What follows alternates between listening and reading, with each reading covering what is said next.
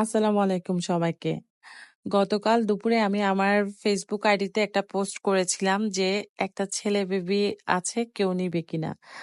আসলে এর আগের সপ্তাহেও আমি একটা বেবির কেউ নিবি কিনা পোস্ট করেছিলাম। তো এই পোস্টটা দেখে ওই ব্লগটা দেখে এই বেবিটার নিউজ এসছে আমার কাছে। মহান আল্লাহ আসলে আমাকে কেন জানি তার ভালো কাজের জন্য আমাকে মনোনীত করেছেন। আলহামদুলিল্লাহ তার জন্য।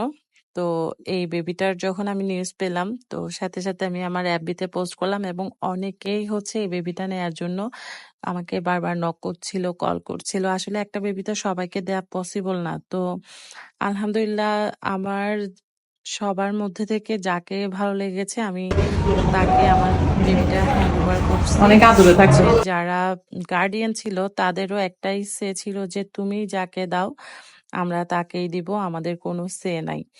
তো একটা দায়িত্ব আমার কাঁধে চলে আসছিল যেন আমি বেবিটাকে একটা ভালো একটা এনভায়রনমেন্টে ভালো একজন বাবা মার কাছে দিতে পারি।